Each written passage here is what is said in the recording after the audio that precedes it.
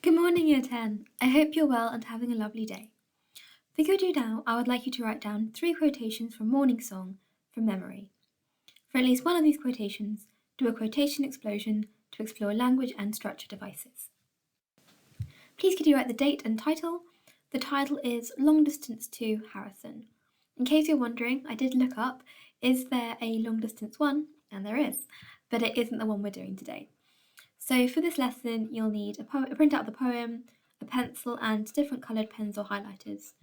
Also, before we get started, I would just like to thank all of those of you who uploaded your work last lesson. 2 lessons ago, it was 5 people who uploaded, which was a very dismal number of people.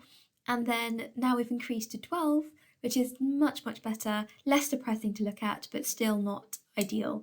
So if you're one of the people who haven't been uploading, please make sure you do. Thank you very much to the 12. Please make sure it's done consistently now. That would be great. And as I mentioned, if you haven't looked yet, go back to last Friday's lesson. And if you've uploaded what I wanted you to upload, which was a commentary on the poem and poems in general, then I've left you a comment. Okay, so let's move on. Long Distance 2. What can we work out from the title? What associations do you have with the words long distance? And what do you expect the poem to be about? There's a couple of hints for you on the right hand side of the screen. Pause the video now to write down your ideas. Okay, so long distance, far away, separation. So a bit like us at the moment, we're all separated. And what do you expect it to be about? Relationship across geographical distance, an emotional separation, or maybe a speaker who has had more than one long distance relationship. So we've got the idea of separation, people not being close together, either physically or emotionally. Okay, so let's read it through together. Though my mother was already 2 years dead, Dad kept her slippers warming by the gas, put hot water bottles her side of the bed, and still went to renew her transport pass. You couldn't just drop in. You had to phone. He'd put you off an hour to give him time to clear away her things and look alone, as though his still raw love was such a crime. He couldn't risk my blight of disbelief, though sure that very soon he'd hear the key scrape in the rusted lock and end his grief. He knew you'd just popped out to get the tea. I believe life ends with death, and that is all. You haven't both gone shopping, just the same. In my new black leather phone book, there's your name, and the disconnected number I still call. That's quite a sad poem. Give yourself time to read over it, get to grips with its content, and try and get a feel for what it's about. What's the mood of the poem? Who's speaking? Who are they speaking to? And how do they feel? Okay, so Long Distance 2 is a monologue in which the speaker addresses a relationship with their recently deceased father. They contemplate the nature of grief and how we make efforts to stay connected to our loved ones even after they have passed. Initially, the speaker finds it hard to understand his father's reaction to his mother's death, but finds himself doing similar rituals after his father passed. So it's this idea of being in denial. I know when Leo passed away, I didn't want to get rid of any of his things. I wanted to keep the basket, keep all the food bowls, keep everything just as it was, because getting rid of his things meant that it was real, that I would always remember when I saw the space where his basket used to be that he wasn't there anymore. So I definitely understand this idea of almost trying to fool yourself, because when you really love someone and they've passed away, it's like sometimes when you remember it, it's like the fresh grief over and over again. So little things that trigger your memory to remember it, it's like as bad as it was when they first passed away sometimes. So that's the kind of feeling or sentiment behind this really sad poem. So now you understand the speaker's situation and the tone of the poem. You need to read through it again, this time with a pencil in hand, ready to annotate your ideas. What can you pick out about how those feelings are presented? And what devices does the poet use to convey his feelings? On the second reading, don't forget to comment on form and structure as well as language used. Is there a regular rhyme scheme and meter?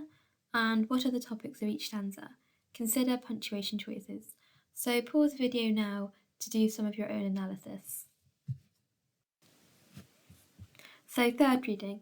This time I'm going to take you through the poem, mentioning key details you could annotate. On the third reading, you can add to your copy of the poem in pen, confirming your own pencil ideas and adding more to it as well.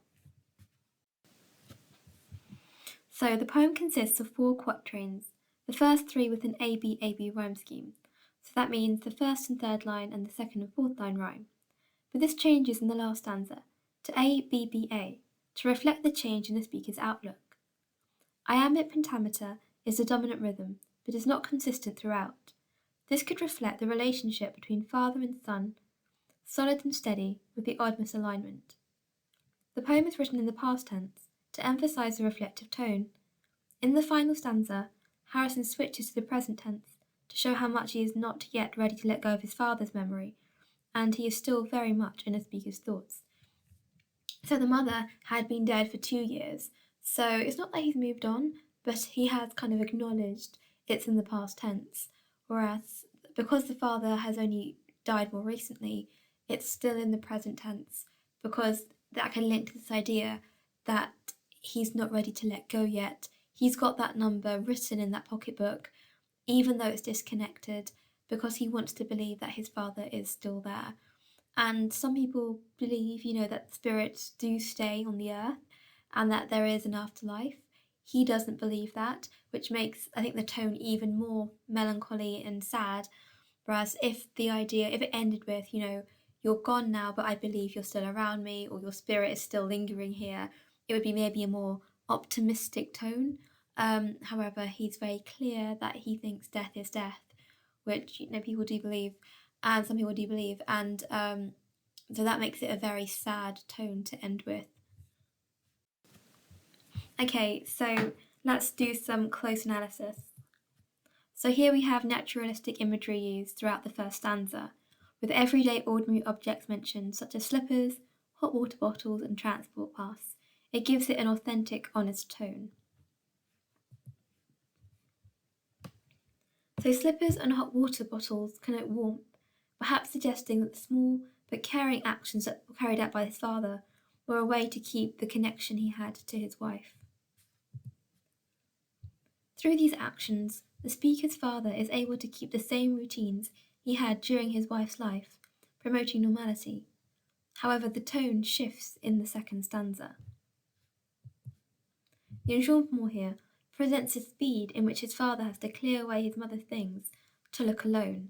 So let's contrast the first 2 stanzas. The first stanza, it's very much about keeping the same routine, maintaining the facade of normality, even when everything has changed. And the second one, there's a sense of almost kind of fear or anxiety, as you've got this idea of rushing to clear away her things to make it look like he's moved on. So he's clearly a bit embarrassed or anxious about the fact that he's unable to let her go. So raw love. I think the adjective raw is probably one of the most important words in the entire poem, because it implies that despite time passing, the love felt is still strong and present. Crime has connotations of negative behaviour. Perhaps the speaker feels his father is ashamed to be seen to grieve.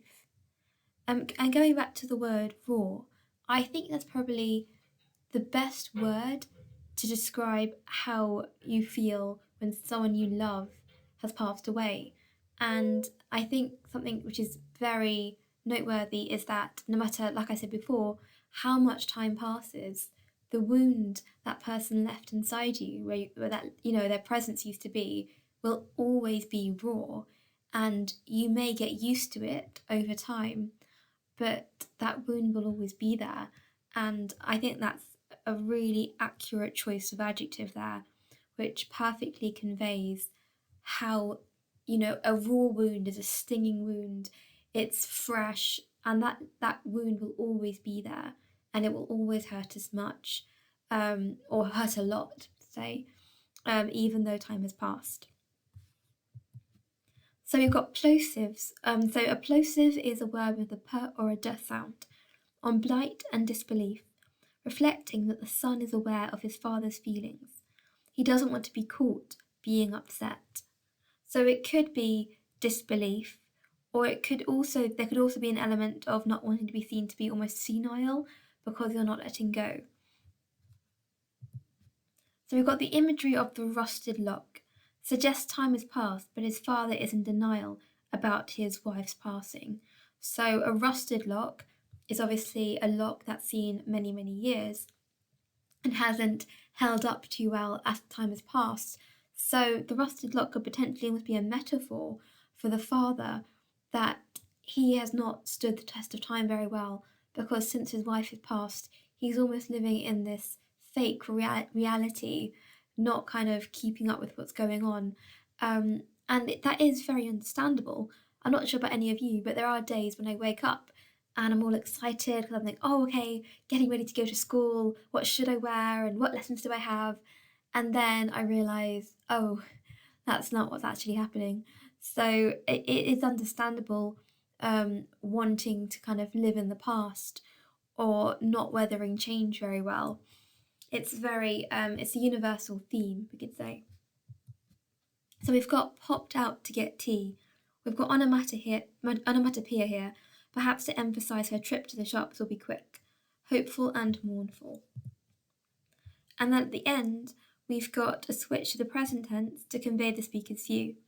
He is reluctant to carry out rituals in the same way as his father, but what's interesting is he feels close to his dad when he sees the number. So it is new black leather phone book, which is interesting because it could indicate he bought the phone book after the death, but he still wrote the name and number because he's reluctant to have that book without his father's name and number in it, because maybe it's a record of his dad, or maybe it's just, again, like his dad was unable to accept reality and the way things have changed, he's kind of picked up that habit, and he too is unwilling or unable to accept the reality of his father's passing. And it could indicate an even stronger bond between them in death, because maybe he didn't understand the rituals his father had with regards to his mother, indicated by couldn't risk my blight of disbelief.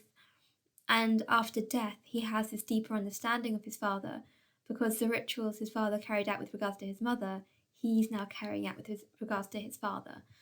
So the key things to think about with regards to this poem is what does this say about love? The fact that we would rather live in this kind of fake reality than face the truth. Does it make the love stronger, or do you think if you really loved someone, you think they'd want you to be happy with the reality you're living in? So that's a final thought to think about. So as we always do, in addition to annotating the poems, you're going to capture key ideas in your books. Note down the ideas you would feel most comfortable talking about in an exam situation, which you would record on flashcards. Make sure your notes include reference to the speaker and their feelings or perspectives, at least 3 quotations, literary terminology, points you can make about language and structure, and consideration of key themes relevant to this poem. So with regards to this poem, you've definitely got loss, pain, longing, distance, isolation, reflection, recovery, time, and change. So this is probably one of my favourite poems because it's so relevant to, well, pretty much all of us. As much as we would like to wish it wasn't true, we've either lost somebody, or at some point in the future we will lose somebody that we love. So this is a really interesting reflection on loss, especially if you believe death is death. My views aren't relevant, but that's something to think about. Would the tone of the poem have been different entirely if he didn't think death was death and he thought there was an afterlife? Or there's a really fascinating poem, Do Not Stand at My Grave and Weep, probably my favourite poem. And it's about how even after you die, your energy or your spirit lives on in the world around us. So it's a much more, even though it does involve death, it's a much more hopeful tone, whereas this is much more mournful and sad. So that's definitely something to think about. Death and longing and yearning in this poem, and think about how it could be relevant to so many people going through, especially during these times when so many people are losing people. It is really worth thinking about the different ways people cope with grief, and is it healthier to clear away all the things and move on? Is that what they would want, or is it okay to kind of live in this fantasy just for a little bit to help you get over, well, you can't get over it, but help you adjust to the loss? Okay, I would like you to spend the last 5 minutes of the lesson making sure you know the quotations you've chosen really well. You could do this using any of the methods on the slide. Also, in terms of the poems, what I've decided, it doesn't help me to just see you copying out the notes. I don't learn anything about your understanding. So for each poetry lesson, I'm going to put it on class charts. I would like you to write what the poem means to you. So I would like you to reflect on the poem's meaning and how it's impacted you as a person. So for this one, I would like you to talk about, has it made you think about grief differently? What are your thoughts on the speaker? Is it something do you think a lot of people do? So I'd like you to reflect on the poem generally and its impact on you for every poem. So not interested in your notes. I'm going to trust that you're doing that. I want to see something personal from you, because otherwise, there's no point me just opening my own notes copied down into your books. I need to see something from you that lets me know that you're actually thinking about these poems, because the purpose of poetry is to share a part of yourself with others and reflect on the big ideas. And it's not about, copying down notes or what other people think. It's about the poem's impact on you. So that's what I want to get from you. And I don't want you to be let down by this whole situation and miss out on the beauty of poetry, which is another person's perspective and how that interacts with your own sense of reality, because everyone sees things differently. And poetry is amazing at generating debates and ideas and forcing you to confront some of the big ideas. So that's what I want to see from you going forward.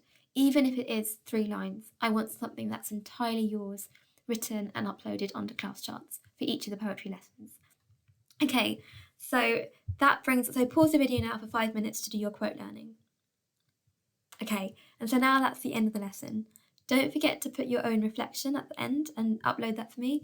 And I will see you next week when we'll be going back to English language on Monday. So thank you very much. I hope you have a lovely weekend, and I hope you're looking forward to going back to school. For those of you who have practical subjects next week, I'm sure you're really excited. Sadly, I won't be there, but I'll be with you in spirit. Okay, so thank you very much, and I'll see you next time.